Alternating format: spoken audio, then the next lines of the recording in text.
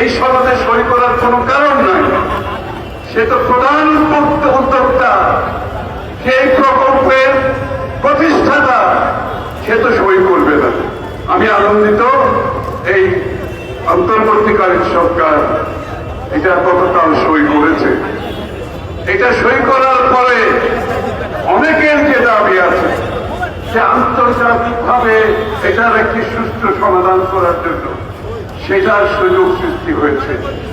এখন কিন্তু জাতিসংঘের মানবাধিকার কমিশনারের অফিস থেকে, জাতিসংঘের মানবাধিকারের কমিশন থেকে সদস্যরা বাংলাদেশ সফর করতে পারবে।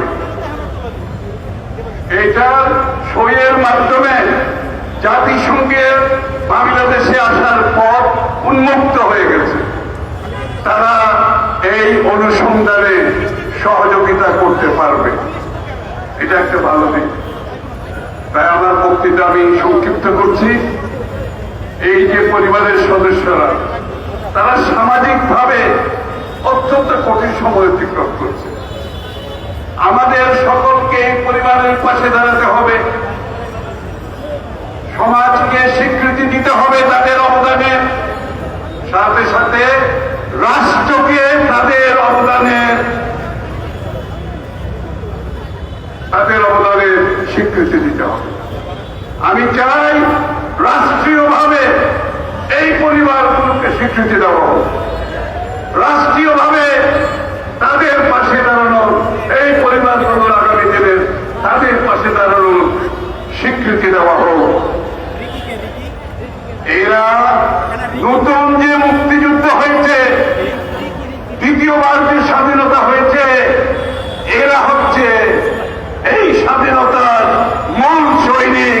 এদের রক্তের উপর দিয়ে আমাদের বিজয় এসেছে। এই 16 বছরে এরা প্রাণ দিয়েছে, গুম হয়েছে। এরা হচ্ছে প্রথম সারির সৈনিক, প্রথম সারির সৈনিক। সুতরাং স্বীকৃতি দিতে হলে প্রথমে যারা জীবন দিয়ে আজকে গুম হয়েছে তাদেরকে আমাদেরকে সেই স্বীকৃতি দিতে হবে। সবাইকে ধন্যবাদ।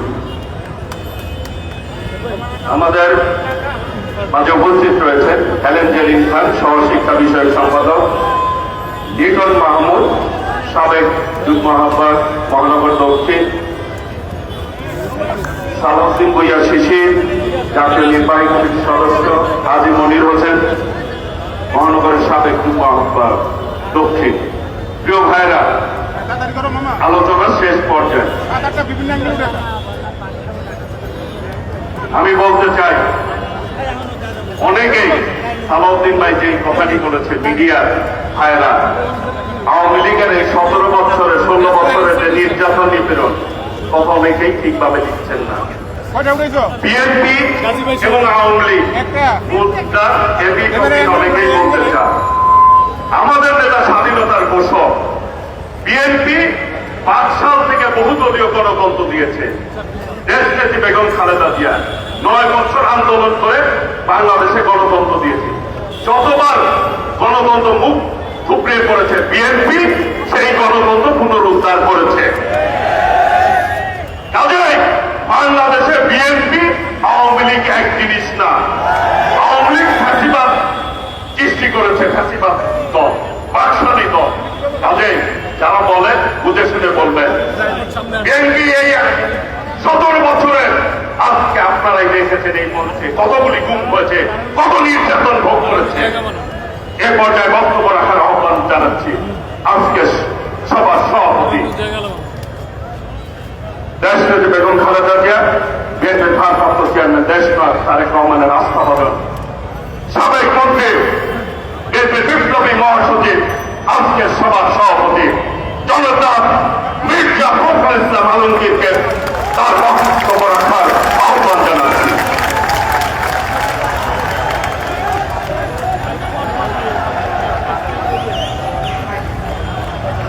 দয়া করে কেউ তালি দিও না। এই অনুষ্ঠানটা তালি আর স্লোগানের নয়। প্লিজ প্লিজ প্লিজ প্লিজ বিসমিল্লাহির এই রহমানির মুহূর্তে রহিম। বক্তব্য দিচ্ছেন বিএনপির মহাসচিব মির্জা ফখরুল ইসলাম আলমগীর। আজকে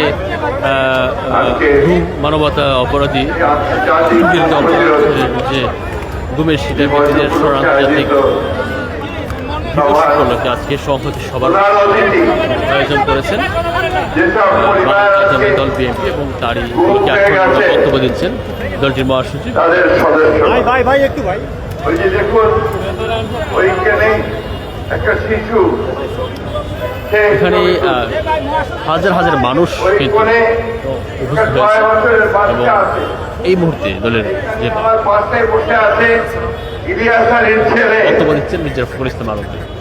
এরা দীর্ঘ 6, 5, 12 বছরে তাদের বাবা ভাই সন্তানদের খুঁজে পায় না, গুম হয়ে গেছে।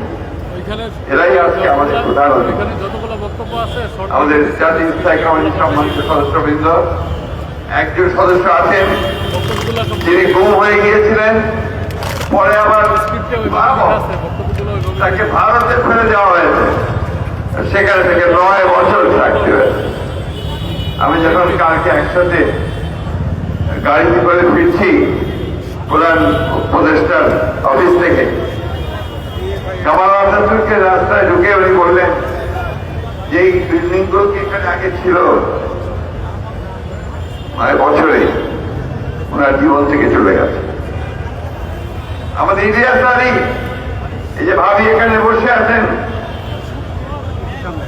প্রতি মুহূর্তে উনি আশা করেন, ওনার মেয়েটা আশা করে, ওনার ছেলেরা আশা করে ইলিয়াস আলী প্রায় ফিরে আসে না। ওখানে অনেকগুলো বাচ্চা আছে, তাদের সন্তানেরা আছে, তাদের স্ত্রীরা আছে, স্বজনেরা আছে, যারা হাহাকার করে যে আমাদের প্রিয়জনকে ফিরিয়ে দাও। দীর্ঘ 12 বছর হয়ে গেল, এখন পর্যন্ত তারা তাদের প্রিয়জনদের খুঁজে পায়। গতকাল আল্লাহর কাছে অশেষ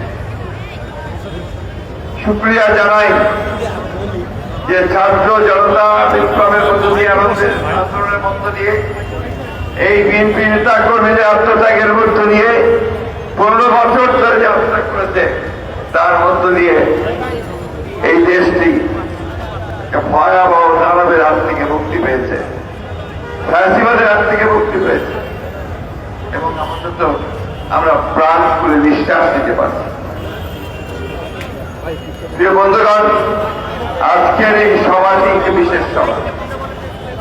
বাংলাদেশের আমরা এই বিষয়টা জানতাম না, অ্যারেস্ট হওয়া জানতাম, হত্যা করা জানতাম, কিন্তু গুম করে দেওয়া এটা আমাদের জানা ছিল না।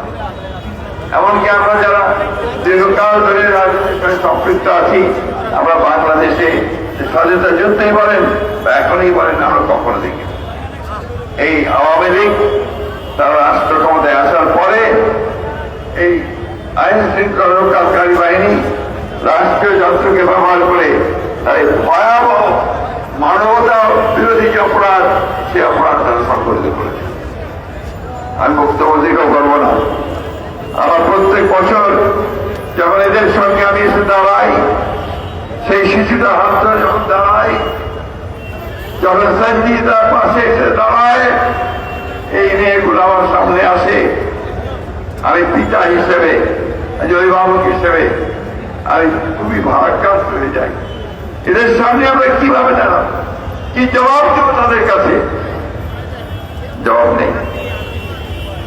আজকে অত্যন্ত ভালো কথা যে আজকে এই আমাদের যে অন্তর্বর্তীকালীন সরকার, তার প্রধান প্রতিনিধি দলই তিনি গতকাল গুম বিরোধী যে আন্তর্জাতিক জাতিসংঘের সনদ আছে তাদের সই করেছেন। আগে আপনারা জানতেন যে আগের সরকার এটাতে সই করে। আজকে আরো ভালো লাগছে যে এই প্রথম বাংলাদেশে এই স্বৈরাচারের অপকর্মের বিরুদ্ধে তদন্ত করবার জন্য জাতিসংঘ থেকে একটি দল এসেছে। এটা প্রাথমিক দল, ফ্যাক্ট ফাইন্ডিং দল, কিন্তু এদের যে আপনার টার্মস অফ রেফারেন্স এটা হচ্ছে মাত্র 2 মাসের যে সংগঠিত হয়েছে হত্যাকাণ্ড সেটা তারা করবেন।